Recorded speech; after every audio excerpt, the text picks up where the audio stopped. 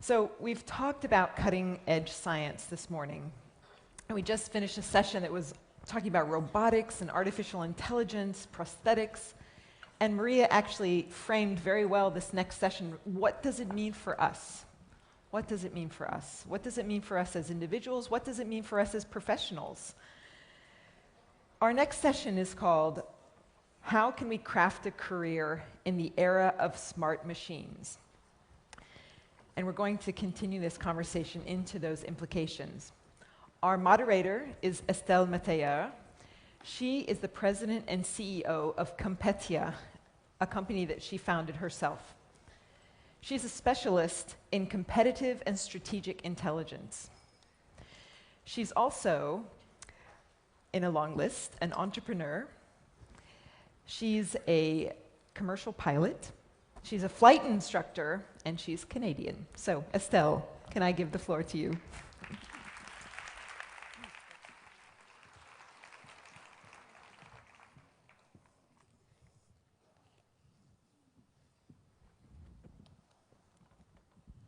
I figured I'd come in with my panelists. Axelle Lemaire will be joining us in a few minutes, but we thought we would start this panel on time. The notion of the age of machine is not a new notion. Wikipedia is mentioning it actually refers to the late 19th century, 20th century. So why this subject today, and why do we want to talk about how work is going to be changing in the age of machines, is because we have a combination and an acceleration of the age of machine right now, with 4 dimensions that are happening at the same time. You've heard in a former panel on the advances on brain. We know, Axelle, please, thank you. Sorry. Hi. Good to meet you. Nice to meet you. Hello. We have a combination of 4 streams happening right now. The advance of robotics and human enhancement, creating the modern cyborgs. We've heard also this morning about the drones and this notion of autonomous technologies coming in and artificial intelligence. The third stream is that businesses are slowly adapting their business models. We're calling it Uberization of work, and we're going to be talking about this again. And also, something is happening that some of you are already aware of, but with machines and the combination of machines, we're able now to create chains of trust. The blockchain technology coming up will also add another dimension to this. So what we thought we'd do this morning in the panel is allow you to think about how you're going to carve out a career in this age of machines. Should you be afraid of it? What is really happening? How are governments and public policy adapting to this world? We'll split the discussion in two parts. In the first one is looking at what's happening and what's up for the future. In the second part, we'll talk about implications for you, for your companies, for our governments, and then we'll end up with the question and answers. Just one notion on framing the discussion. We're not going to talk about connectivity, internet connectivity. This has been covered earlier in this discussion already. But we're going to speak especially about automation, machines, and the new dimension this gives to work. In order to frame the first part on what's really happening today in the world, I thought I'd just ask a question to Vivek to maybe introduce what's happening. I'm not going to introduce the biographies of our panelists. All the surveys I've seen on women and in boards and elsewhere is that they prepare very well. So I'll assume that you've read all the bios. But we have on stage today Dullroy, who's a journalist, freelancer, and campaigner for the Freelancers movement. Vivek, who's a professor at the Singularity University. Karoli is the founder and CEO for Jobless. And last but certainly not least, Axelle Lemaire, our French Deputy Minister for Digital Affairs. So Vivek, do you want to frame a little bit the question, and then we'll move on with specific questions? We'll keep this as a discussion. I don't want everyone to speak in turns, but I'll let you speak with each other as well. You know, over the last 30 or 40 years, we've seen our computers advance. We've seen Moore's law happening, where our smartphones have become as powerful as the Cray supercomputers were of yesteryear. What people don't realize is that everything that computing touches is now going exponential. So you have advances happening in AI, robotics, 3D printing, nanotechnologies, medicine, all across the board at the same time. The result of that is that technologies are converging and they're disrupting industries.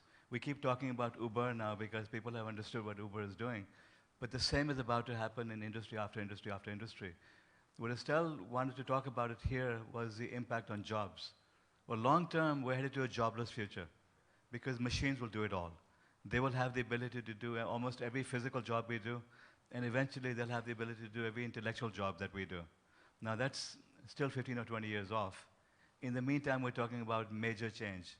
And this is not science fiction, by the way. It seems very easy to brush it off, saying it's not going to happen. The first wave of dramatic change we're going to see is when we have self-driving cars.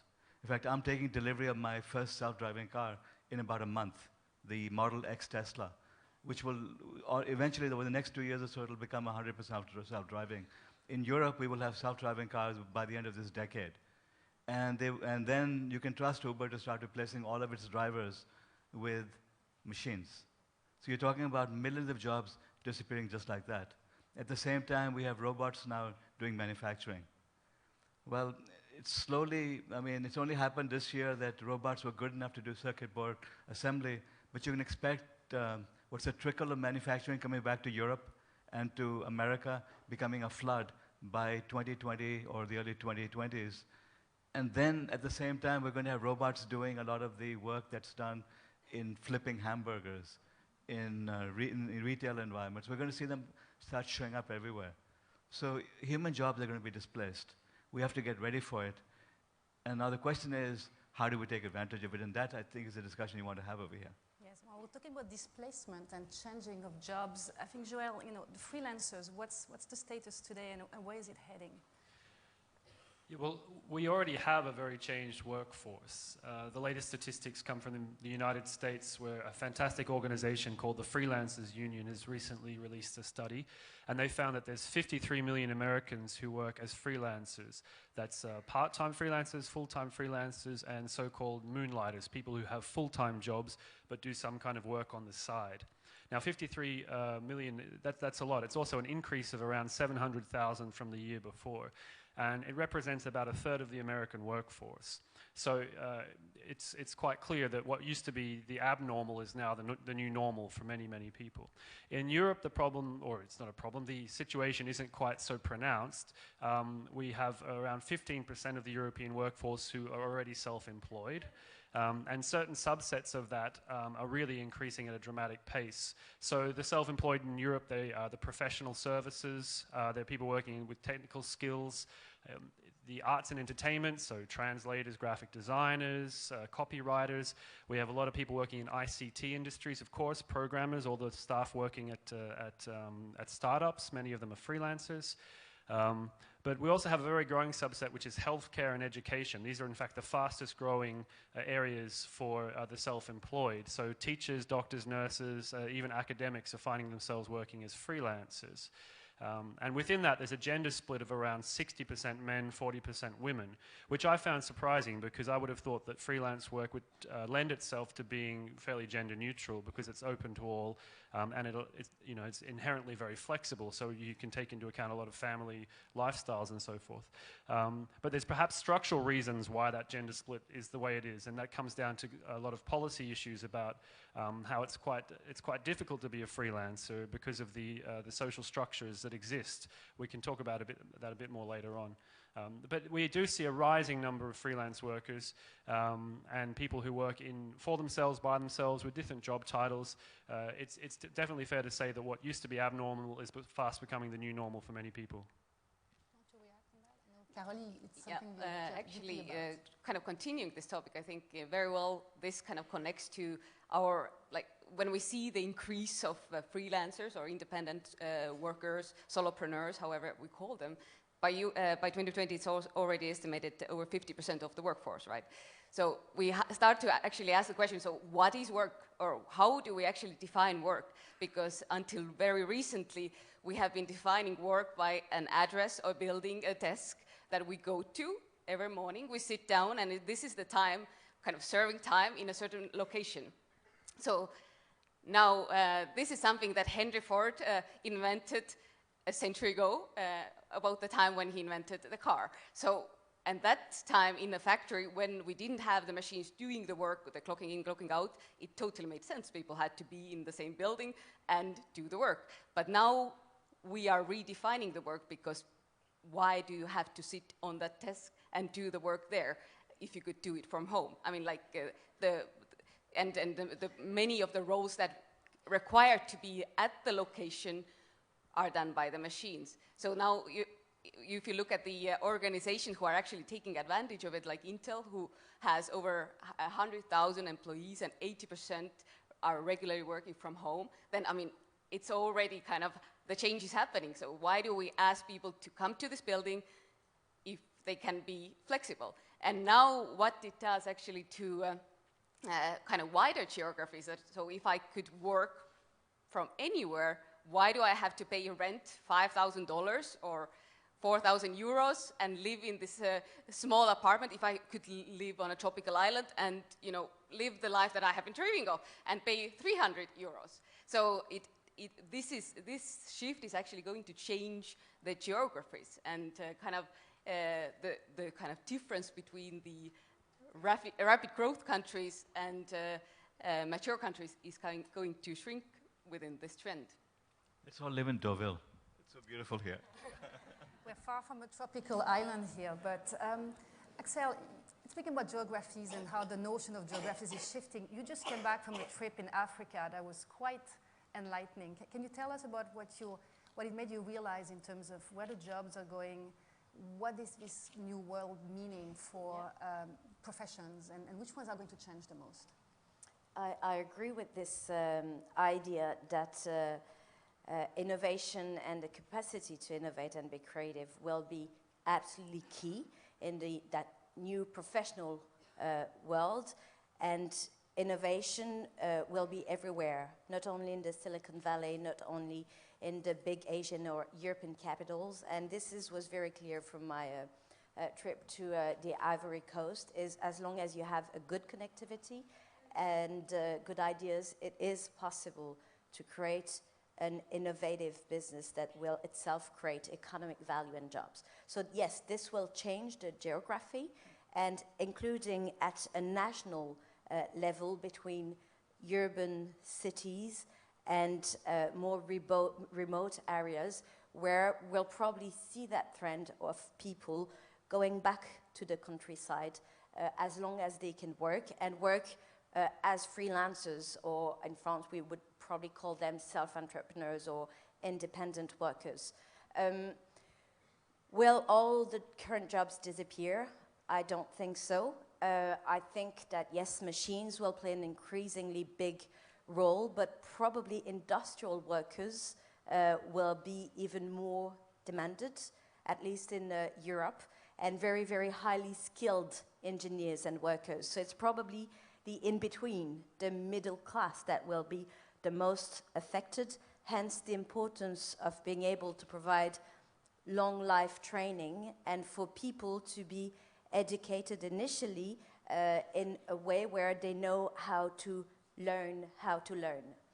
So this will probably change the way we're educating young people at the moment. When it comes to freelancers, the main question for public policy makers will be how to ensure that we face the challenge of this moving landscape, professional landscape, that probably is more likely to respond to the needs of both the market and the people, individual consumers, but this coming with social protection, because we're in Europe and we consider that freelancing shouldn't be, you know,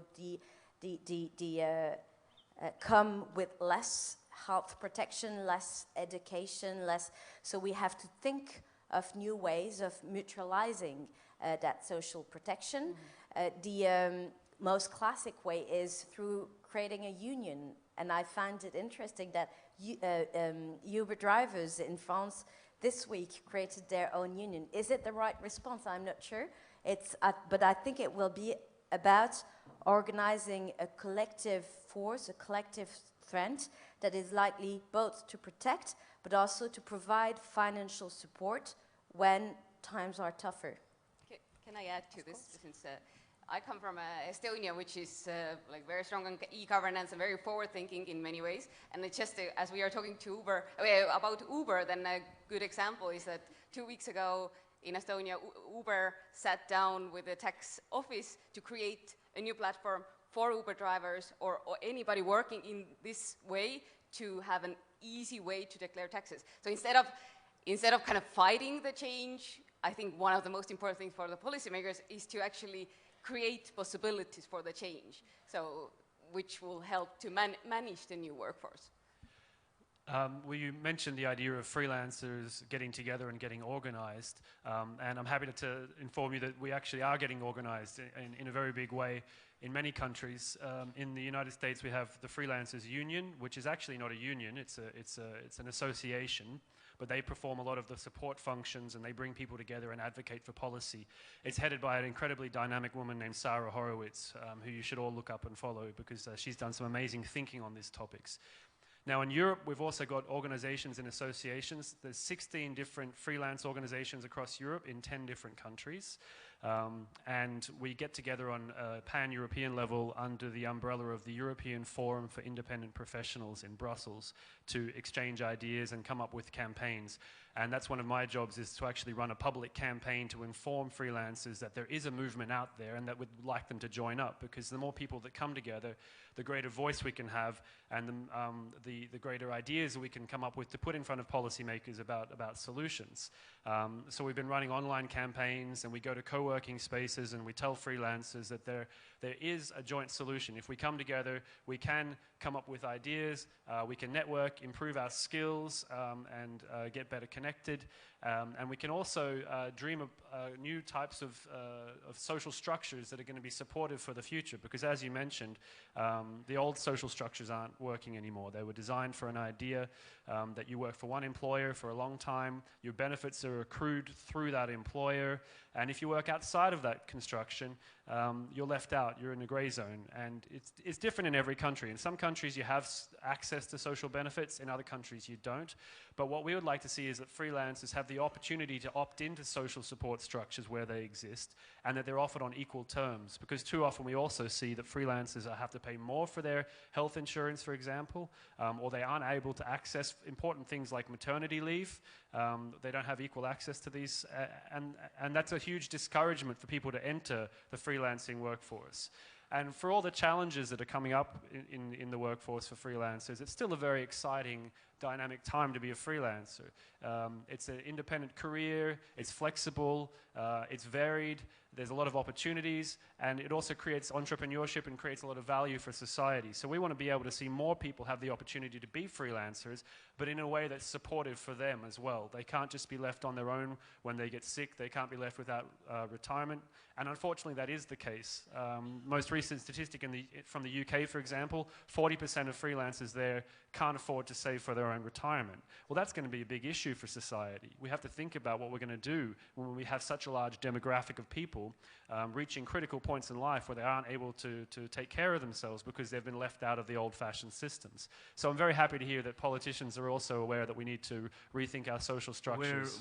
I hate to spoil the party here. Let's get back to Uber. Knowing Travis Kalanick and the company, he probably went and threw another $100 million at his self-driving car efforts. So now what that's going to do is accelerate the progress of replacement of all human workers, because that has become possible. Literally, self-driving cars are around the corner. Self-driving Ubers will be here sooner than later if the Uber drivers start unionizing, as happened in France, because it can be done. And the company is ruthless enough to do it. So we won't solve Uber today, but I'd like to build on the notion of optimism you're talking about, and I know you also have this view that, and there's a great quote on artificial intelligence and how scared we are about this technology. I like to quote, it says, "It's only artificial intelligence until you understand the algorithm, then it's just a program." And I like this because it shows a little bit that we're looking at the dark side very often, but there's tons of opportunities. And I know you wanted to come in and explain a little bit why you see this as such an optimistic world. And I'd like you to pick on what Axelle said on innovation and why this is actually really helping. Well, the short term, what Axelle said makes absolute sense. That now we're democratizing so that anyone, anywhere can do jobs. So we're going to be uplifting the people in Africa and Asia who can now participate in the innovation economy. In this decade, in the next 5 years, we will have 3 billion more people becoming connected. That they're all buying smartphones now because smartphones are dropping in price. The next thing is we will have Google, Facebook, SpaceX providing internet connectivity worldwide, so they'll now be connected. So once everyone is connected on the internet, once everyone has iPad, iPhone-like devices, they can now share the work, they can share the knowledge, and we can uplift them. Once we start automating, when Uber does have self-driving cars, the price will drop by 80%. Already they're talking about dropping prices 20% in France. They'll drop it by 80% because you won't have to pay those pesky human beings that go on strike. So now that becomes cheaper. And then you have electric cars, solar-powered electric cars, the price drops another 80%, so it becomes practically free. The same starts happening all across the board, that when we can automate manufacturing, which we will, it won't, I disagree with what you said about still needing human beings, because I see in the next 5 to 10 year time period, 100% automated factories, and then in the 10 to 15 year period, 3D printing replacing the factories. So I see us getting into 100% automation and being able to instantly produce the things we need, which means that the jobs completely disappear. Now, but the price of everything drops also, so it's a good thing. So we can now start thinking about what do we do next. Please, go ahead. I think the Tesla factory in California is a good example of how a factory will be organized in the near future. And it's when you look at the ground floor, it's made of machines only. And all these cars are actually softwares. But on the first floor, you'll have the engineers, so the intellectual skills. And you can't have a self-driving car without having a safe IT system. When you look at what's at stake when it comes to IT security and all the leaks of data so that's probably where the skills will be the most needed. But that's 100 people sitting in Pittsburgh or sitting in Silicon Valley building that software. It's not millions of people driving the car. That's the problem. Of course, so you'll see less drivers, but then these people will probably have to invent their own jobs and whole new economic sectors. But so it's a transfer, and this is exactly what happened in the industrial... But you lose 1 million jobs, you gain 1,000 jobs. That's the problem with the new technology. In the Industrial Revolution, when people coming from the countryside and from farmers to becoming industrial workers, so it was a more long-term transition. It happened over 200 years. Here, exactly. It's happening over 5 years.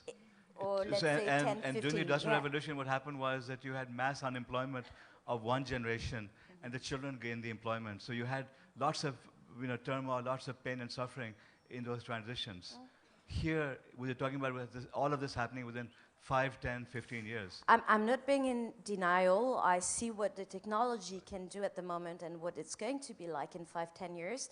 But when I travel, especially all across the country in France, I can tell you that most people are not ready yet to have a self-driving car. So this will happen, but probably not as quickly as you think, because in order to have technology, you need trust, and you need people ready to use these technologies in their daily life, and this is not what I get to see for the moment. Karoli, why don't you?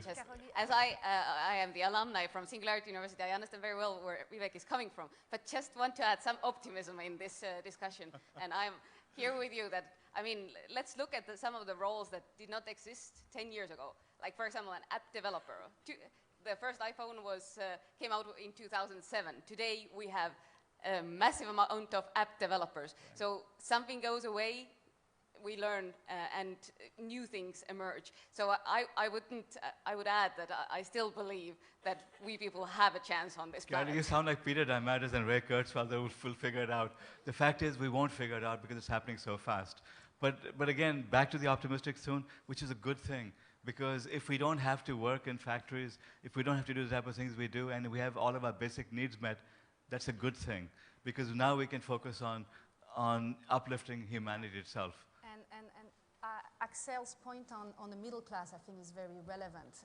I'm thinking also about all the professional services firms, and we have a lot of people in the room here, from accounting to lawyers to consultants and journalists. I was probing you when we prepared on the disappearance of journalists and how this could be automated. These are all jobs that will be changing in the future. I also want to add one thing, that there's a big difference between you and your counterparts in America. You're evolved over here in Europe, that you accept the fact that people need to be looked after, there needs to be social welfare.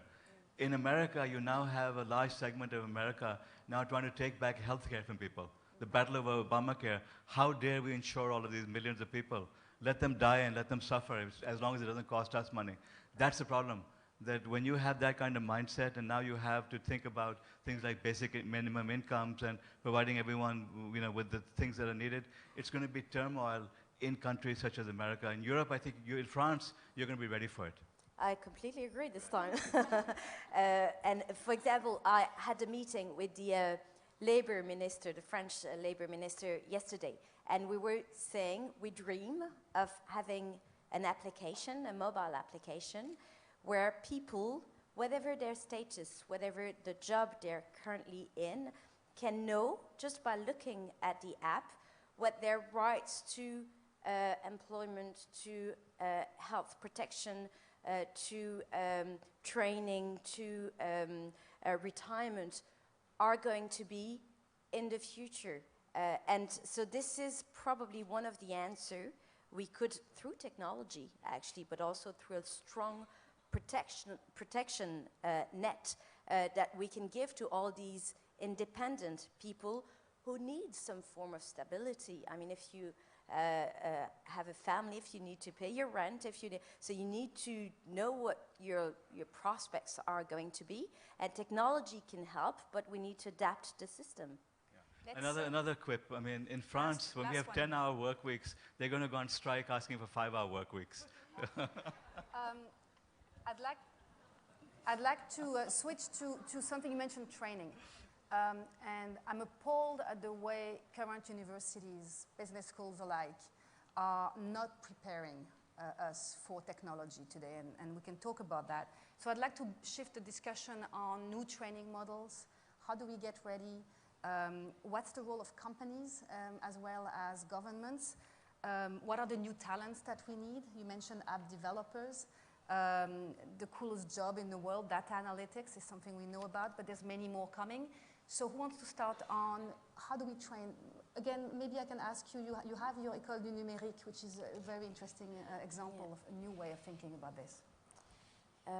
I think the situation is improving now because all the universities and what we call grandes écoles and even in higher education, there's this consciousness that we need to prepare for a future that we don't know yet. So I think that awareness is recent. What you said about learn to learn is the key. Well, those are the right words. Everyone needs to learn how to learn. Exactly, You're yeah. right. Which is why we, for example, introduced coding at school. So from next year, all the kids in primary school will get to learn how to code. But it's not just to ensure that they all become geeks. It's to ensure that there are independent individuals in a digital world, that they understand what use of their personal data is being made of, how to look for the right information, what's behind a screen, how does it work, in order to be more autonomous. So that's the first thing for little children. And then what we realized is that many kids drop out schools because the system is very elitist and academic. And actually the talents we need in that new economy is creative people who can adapt easily, who can learn by themselves. And many of these kids who dropped out are perfect for these kind of new jobs. So we created the Grande École du Numérique, and it's for to spot these young adults and give them a professional training over a short period of time. And we know that they will find a job, because at the moment, companies, especially in the IT sector, are struggling to hire people. The problem is that hiring people in the IT sector, it's to find the talents, to find the skills. So we will have 200 of these schools in the next 2 years, probably training as much as 10 to 15,000 young people for the IT sector. And then we need new diplomas, and we're working with universities and high school and grandes écoles to ensure that we have enough masters in big data, masters in data analysis, etc., etc. But and then again, lifelong training. Can we bring her to America and have her run for office? She just came from America. Did indeed. Karoli, you on the timing and how short training versus long training. You had something about boot camps. Can you tell us your here we kind of go back to this kind of rapid change question. And if you think of a student going to a university, and by the time they are kind of in a grad school and graduating, there's a whole new world. So I mean, today, one of the most difficult things will be the reinventing of education. So I think the innovation that has been made in kind of boot camps where a person, it doesn't have to be a student, it can be somebody who has a lawyer wanting to learn to code, goes in, gets very intensive 12-week course, and will come out as a junior developer. So basically this is like kind of implementing the fact that the person is learning a skill and will come out with that skill. And this is not 4 years, it's 12 weeks. So is that quick enough for you, Vivek? Estelle, let's get beyond computing, because the advances are happening in medicine, they're happening in drones, as we heard, they're happening in every other field. There are a lot of women in this room who have skills outside technology. You can hire the skills. I mean, the freelancers and the websites that are being set up, you can hire the technicians. There's a role here for women to build this future, because if we can have people who have compassion, who have hearts leading us into this future we're headed into, it'll be a much brighter future than the ruthless money-hungry people who are building technologies right now. And let's get beyond coding. We need to have a broad set of people now building these futuristic technologies. So beyond coding, what is it? Which talents, which skill sets would you say we should acquire and develop? Well, everything from medicine. You can talk about applying biology to solutions. You can talk about building robots. You can talk about programming sentiments into the software we're creating for robots. You can talk about building apps to solve the problems of the poor. We can talk about water sanitation. We can talk about new energy methods. All across the board, all these technologies are exponential, and they're now making it possible to solve humanity's grand challenges. The problems of disease, hunger, poverty, we can now lift humanity above all this. So there's a very positive side here, but we have to engage all these people who are not presently active in the development of these advanced technologies. Can I just ask, Vivek, did you just say that entrepreneurs building technologies are greedy, money-hungry? No, so the people building the Ubers are the greedy, money-hungry. Okay, that's the problem. That they're dominating the future right now. And I'd like to see much, much more happening across the world, because they're not going to solve the problems of Africa. Well, what Uber is doing is obsessed with cutting costs down and making and increasing its valuation to $1 trillion. That's all these people think about.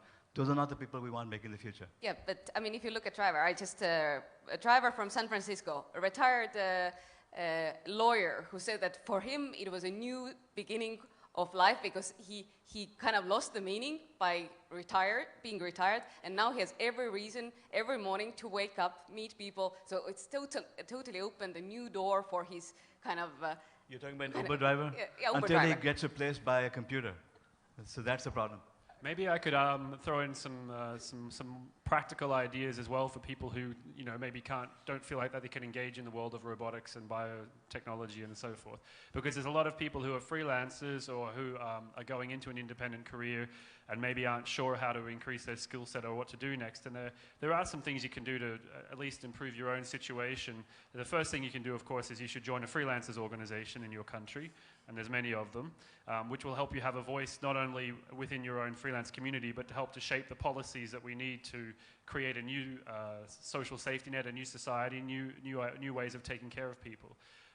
But beyond that, you could also do something simple, which is to go and join a co-working space, which is a location where you can go and meet other independent workers and not feel so isolated, and maybe get some of that meaning back if you feel like you've been working at home or on your own.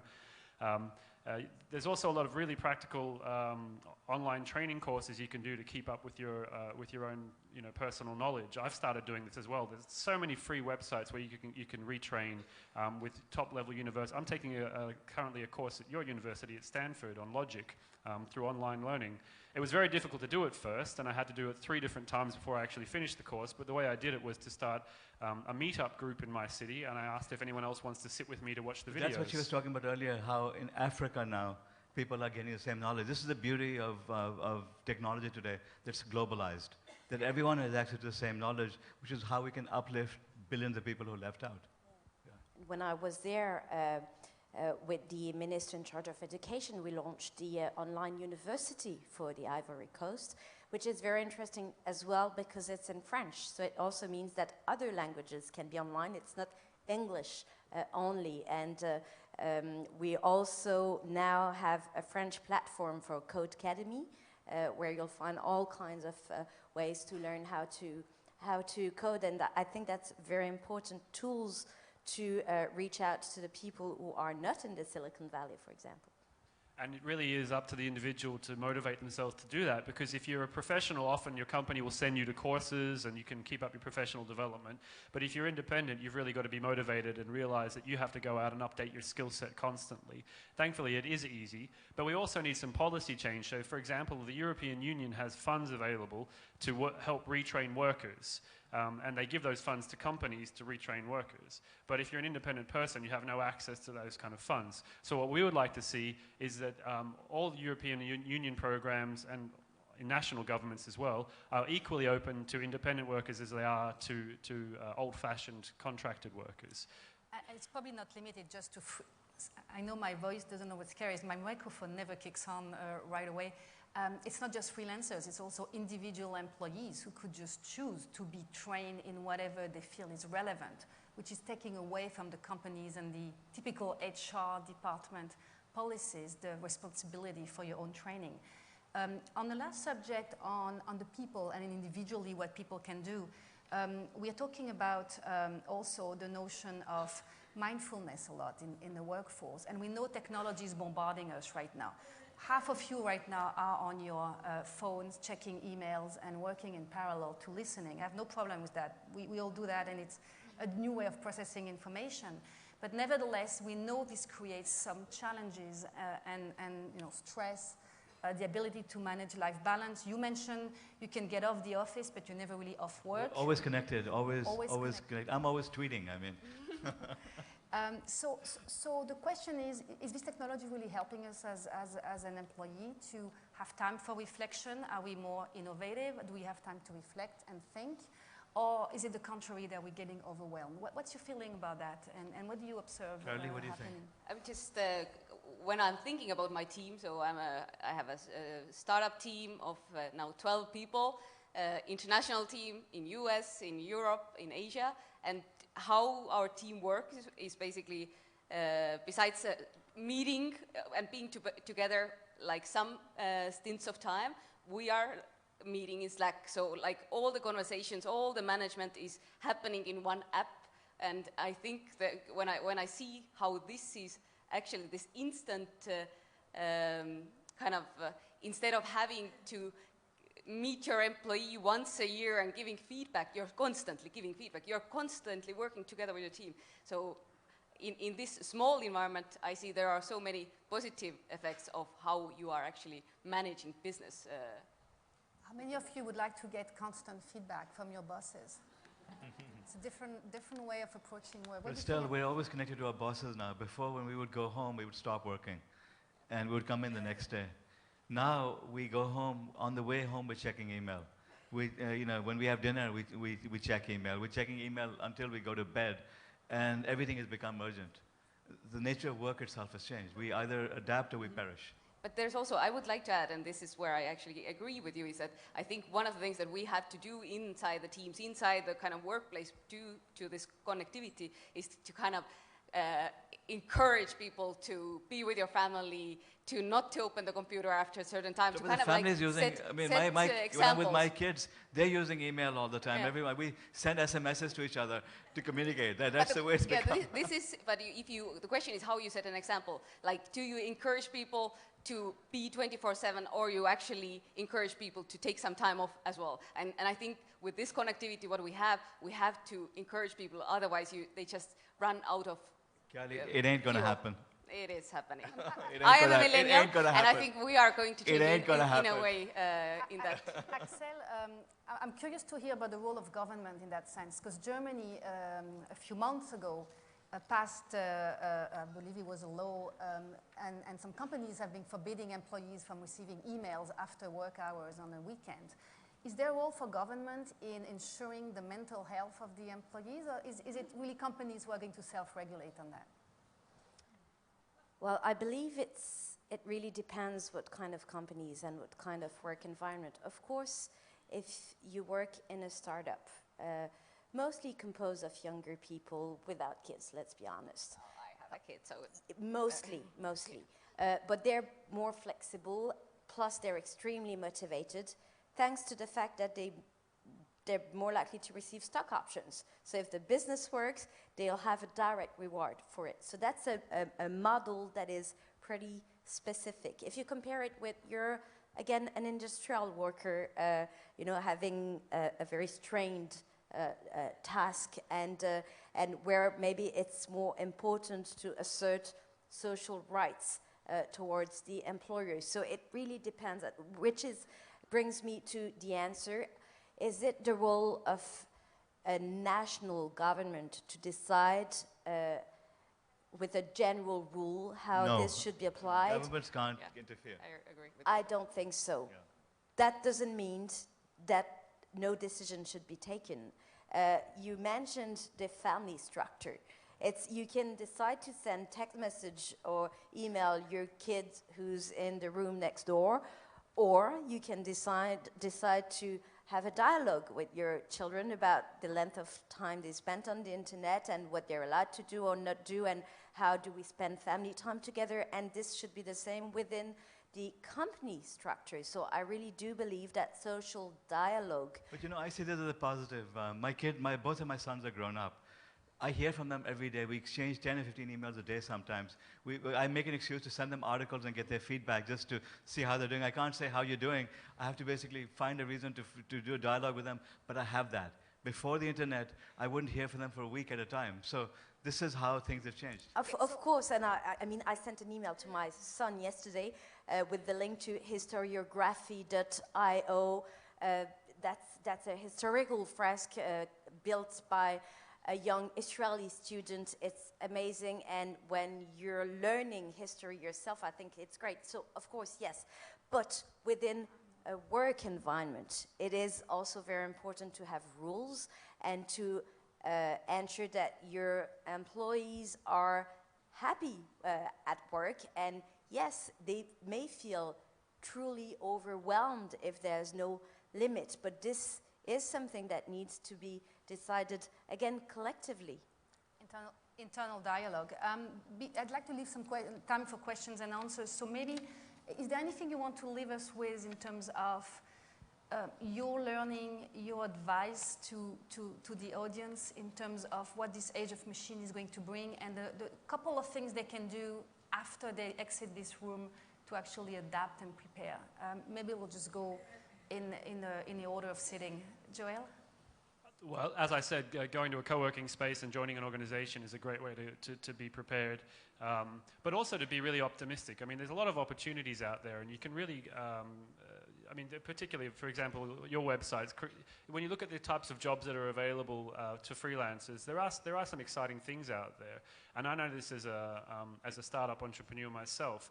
It's really easier to build a company now because you can access so many skills from a huge talent pool of people who can help you on a short-term basis. So I had a graphic designer design my site, a videographer create our how-to video, and a translator translate all our press releases, and it allows you to scale up. So, you know, there's a huge opportunity to try something and to start something of your own. So if we are entering this brave new world where, you know, machines going to do all the work, the least we can do is use that opportunity to come up with our own ideas and try things out. And if you don't feel confident enough to do it by yourself, there's a lot of people you can collaborate with and join together and create mini cooperatives to actually execute some really exciting ideas. You know, my message is that we're in an amazing period in time when everything is happening. Everyone can participate in this new innovation economy. There are major problems to be solved. We need everyone in this room now stepping up to it and learning and solving big problems because we can. Yeah, kind of to sum up, also maybe the talking to a boss topic, and it kind of sums up the whole discussion, is that we are very often still reflecting the old ways or the ways, the structures, the hierarchies we have seen. But there are so many, like, let's take Zappos, a company with 1,500 employees who just don't have any managers. So the whole company is run without any managers. So nobody is a boss anymore. And people subscribed to tasks. So the way work is actually changing is empowering every person in the company, and the faster the companies actually realize and kind of use this potential, this mission-driven employees, I think this is a huge opportunity for businesses around the world. I also see it as an opportunity to start with, and I would really like to see new innovation rights, which would mean for lawyers or journalists to have the right to take one day a month or to spend time in getting involved in starting a business or in working with other companies or in co-working space or whatever to just invent something.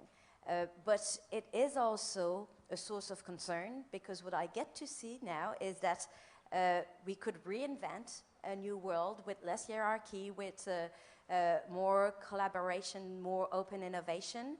And it seems to me that the old system is getting back. And when I look at the place of women in the tech community, I think it is worrying.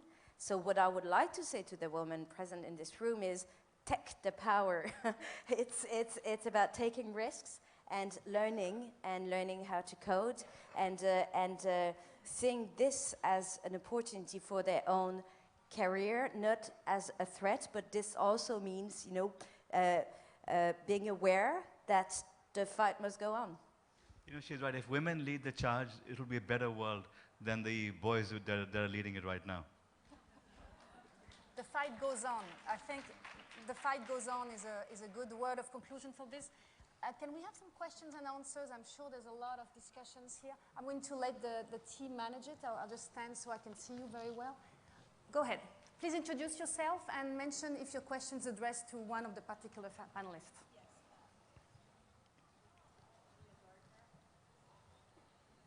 Nina Gardner from the... Wait, we don't have any sound yet. Can we have some sound, please? Hello? Yes.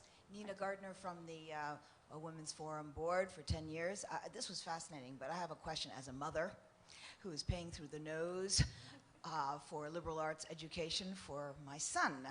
So, are we wasting money? Or Axelle, you talked about learning how to think. That's important. Coding for me is not necessarily learning how to think. What kind of education should we be giving our children now for the future? Is it learning how to think, which would be liberal arts, but I wasn't hearing that, or should it be some of this technical stuff? I'm really concerned. I think Vivek wrote an article about technology and the rule of technology versus mathematics or other aspects. I've written a series of articles. First of all, on this liberal arts versus engineering, I'm at the Duke Pratt School of Engineering, an engineer in background. I wrote an article saying that liberal arts is the way to go now. That this obsession that the US has with STEM, science, technology, engineering, mathematics, yes, we need that. But liberal arts, the humanities are equally important because you build a way, things like design is what comes from liberal arts. Humanity, the understanding of how to solve the problem of humanity comes from liberal arts. We need to have both engineers and we need to have artists and musicians and psychologists all working together in solving the next challenge, grand challenges of humanity. And the other question is exactly what she said, is it's a matter of learning how to learn. Everything will change. She summarized it very well, that there's going to be a lot of change happening and we have to be ready to adapt and to relearn as we go. That's what you have to teach your children. Just love learning and let them study what they like studying. Don't force them into any one path. Let them do what's most excitement and what they're most passionate about. But at the same time, to add on top of it, as I'm working in the kind of recruiting field, then if you look what the employers are searching for today, is I'm skills. I'm talking about children. But I think 10 years from now. I agree with you in the way that I think the most important thing is to learn how to learn in a way that you can do. You can easily improve your skills. You can develop your self. I mean, today, as you mentioned, there are so many ways to do it with a very low cost to get a new skill to improve your knowledge. But you have to learn how to be able to do that. So the question was about her children. I mean, if they're now forced to learn something just because that's what the jobs are, those jobs are going to disappear by the time they've grown up. So that would have been a waste. And if they turn off to education, that's the worst thing that could happen. Let them be passionate about what they learn. Axelle? Please add to it. I think that in some ways, learning to code is learning to learn. It's if you learn an IT language, in 2 years, it will be outdated. But what you get to learn is self-trying, failing. It's a little bit like a game, and then you try again. And you have to invent the path that you want to use. You have to use images, and think of coders as artists, and it's not an entrance into a highly technical, scientific world. Coding is just a new approach. It's very community-based, so you learned, but as part of a network of people. So it means that as an adult, you'll be good at working in projects with other teams, and you won't be afraid of taking risks or failing. So it's just a tool to have a new, in my opinion, educational approach to learning. Thank you. Thank you very much. We have a question here. Good morning, Sophie Ansley from PayPal. I would love to get your perspective on 3D printing. Do you think it could, in a close future, totally revamp the dynamics and flows of international trade? So can I answer that? Yes. See, what 3D printers are today where the dot matrix printers were about 15, 20 years ago. They're slow, they're pathetic, dot, dot, dot, dot, dot. But if you look at the next generations of technologies, they're going to be much faster. We're talking about what we saw on Star Trek, the replicator happening. But that's 10, 15, 20 years away. So the question is, will they impact international flows? For sure they will, because they'll get faster, faster, faster. They use less materials. They'll disrupt manufacturing. They'll enable us to now provide everyone with everything that they need. And they'll be highly efficient. It'll be the way we work and the way we think in the late 2020s. So yes, but not yet. Right now, it's still for toys, basically, still cheap plastics. And it's for learning more than for industrial use. Thank you. Do we have time for one last question? All right, go ahead, please. Please introduce yourself as well. Thanks so much. Shelley Porges from Washington, D.C. I'm a serial entrepreneur, also working on Hillary Clinton's presidential campaign. Vivek, you've been an advocate for women, but one of the things you've all talked about here is the impact on our economy. How about the impact on our political systems? And what kind of disruption will all of this bring about in terms of established political systems? And what advice would you have for policymakers and politicians. And P.S., invitation to all of you to Entrepreneurs for Hillary, which we just launched. If you're an entrepreneur or aspiring entrepreneur, join us. Yeah. It would be great to have a woman president in America, by the way. Do you want to answer that?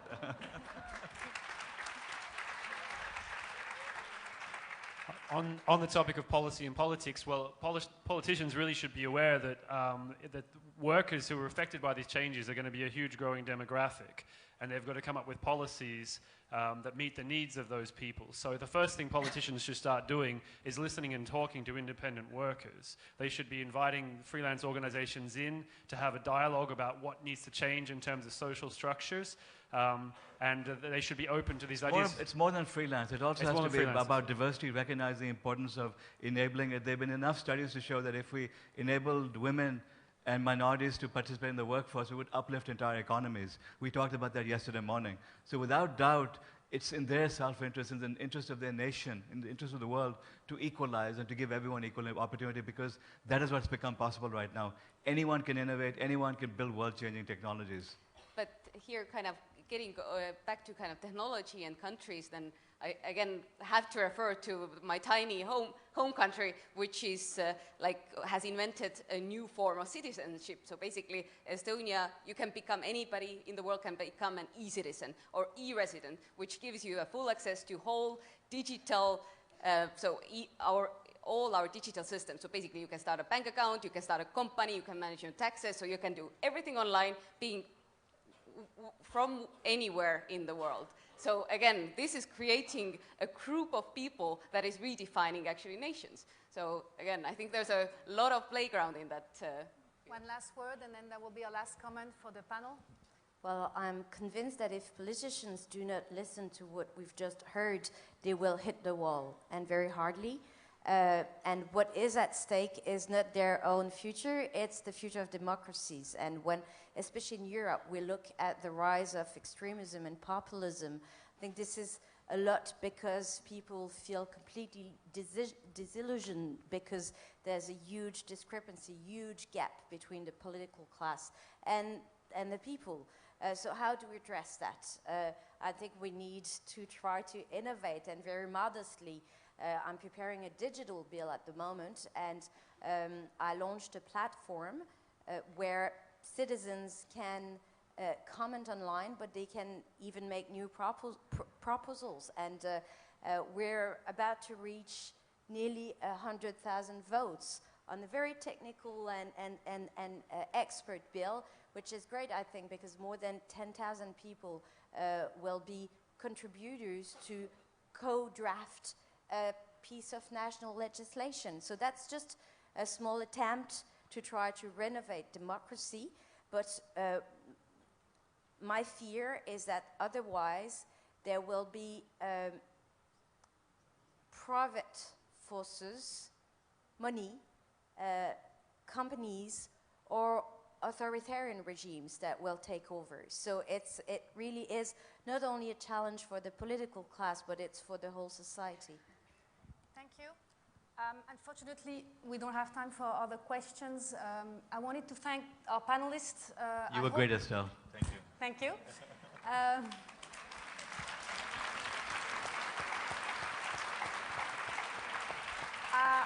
I will encourage you to, most of you are staying, so I'll encourage you to grab their attention. All of them are on Twitter and other social media, so continue the discussion by any means after this, after today. Thank you very much for taking the time and traveling sometimes from far away to come and join us. Thank you.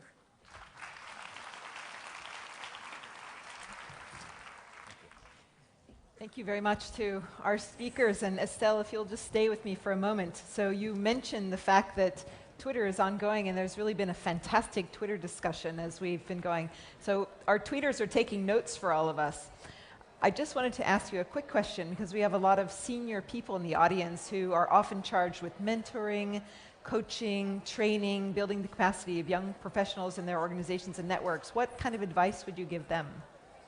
I was thinking of that when I was hearing the speakers, and one thing I think that's crucial is we have to increase the technology literacy at all levels. Mm-hmm. Senior executives, board members, all employees. And unless you do that, none of the companies will be ready to latch on into this technology.